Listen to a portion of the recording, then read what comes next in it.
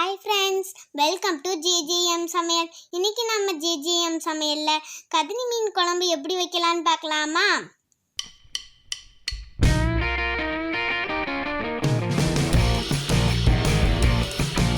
அதுக்கு முன்னாடி எங்க சேனலை சப்ஸ்கிரைப் பண்ணாதவங்க சப்ஸ்கிரைப் பண்ணிருங்க. பக்கத்துல இருக்க பெல் பட்டனையும் கிளிக் பண்ணிருங்க.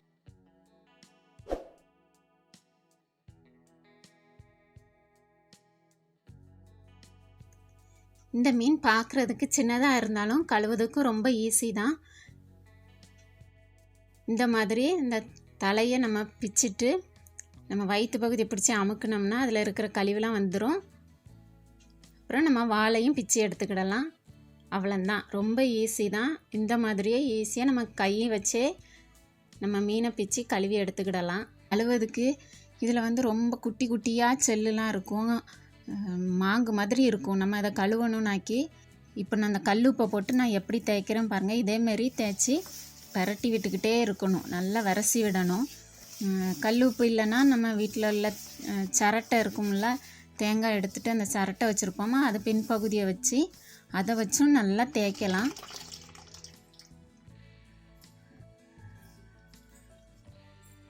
இந்த மாதிரி ஒரு 4-5 நேரம் நல்லா கழுவி எடுத்துக்கோங்க.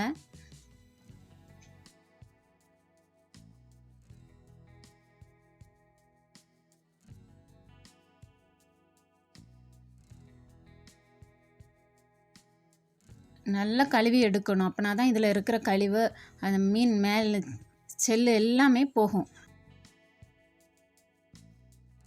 இதுக்கு தேவையான பொருட்கள் என்னன்னு பார்த்துடலாமா? கதலி மீன் 1/4 கிலோ, 2 மிளகாய், 1 தக்காளி, 15 சின்ன வெங்காயத்தை இந்த மாதிரி ரவுண்டாக கட் பண்ணி வச்சுக்கோங்க. இந்த குழம்புக்கு சின்ன வெங்காயம் போட்டு வச்சா தான் நல்லா டேஸ்ட்டாக இருக்கும். தாளிக்க கடுகு, வெந்தயம், கருவேப்பிலை, 1/2 ஸ்பூன் மஞ்சள், தேங்காய் 2 துண்டு, சின்ன வெங்காயம் 10, சீரகம் 1/2 ஸ்பூன், வத்தல் 10. இந்த 4ஐயும் சேர்த்து நல்லா பேஸ்ட் பண்ணி அரைச்சி வச்சுக்கோங்க. ஒரு நெல்லிக்காய் அளவு புளியை நல்லா கரைச்சி வச்சுக்கோங்க. 5 மாங்காய் துண்டு. அவ்வளோதான் ஃப்ரெண்ட்ஸ், நம்ம குழம்பு வைக்க போகலாமா?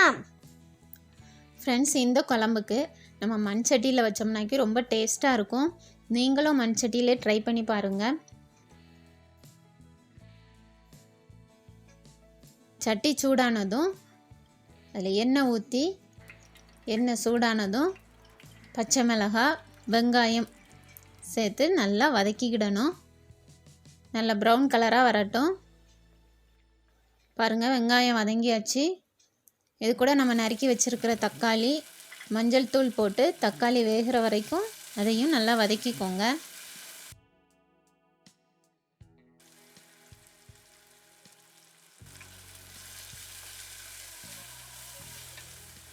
தக்காளி வதங்கியதும் அரைச்சி வச்சுருக்கிற மசாலா, குழம்புக்கு தேவையான தண்ணி சேர்த்து அது நல்லா கொதிக்கட்டும்.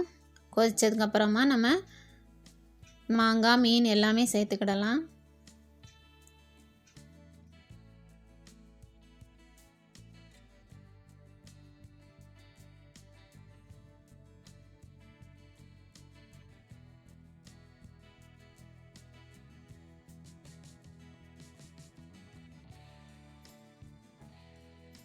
பாருங்கள், குழம்பு கொதிச்சாச்சு. இப்போ நம்ம குழம்புக்கு தேவையான உப்பு, மாங்காய், மீன் இதெல்லாம் சேர்த்து லைட்டாக மிக்ஸ் பண்ணி விட்டுக்கோங்க. ரொம்ப மீனை கிளறாதீங்க, மீனை கொஞ்சம் வேகட்டும். மீன் வெந்து இது குழம்பு கொஞ்சம் கெட்டியாக வரணும், அது வரைக்கும் நம்ம வெயிட் பண்ணுவோம். இந்த குழம்பு ரொம்ப தண்ணியாக இருந்ததுனாக்கி அந்த அளவுக்கு நல்லா இருக்காது. இந்த கதலி மீன் கொஞ்சம் கெட்டியாக இருந்தால் தான் சாப்பிட்றதுக்கு ரொம்ப டேஸ்ட்டாக இருக்கும்.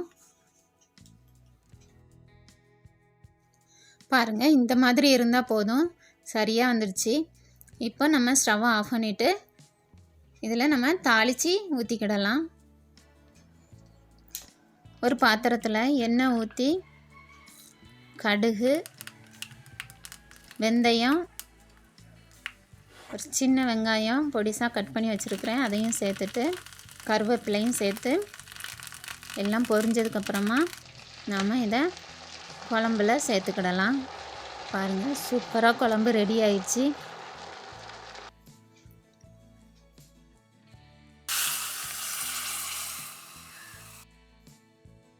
சூப்பராக கதலி மீன் குழம்பு ரெடி ஆயிடுச்சு.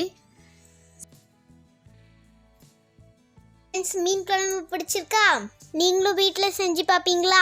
செஞ்சு பார்த்துட்டு எப்படி இருக்குன்னு கமெண்ட் பண்ணுவீங்களா? மற்றவங்களுக்கு ஷேர் பண்ணிடுவீங்களா?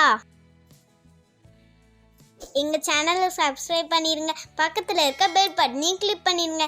பாய் பாய்.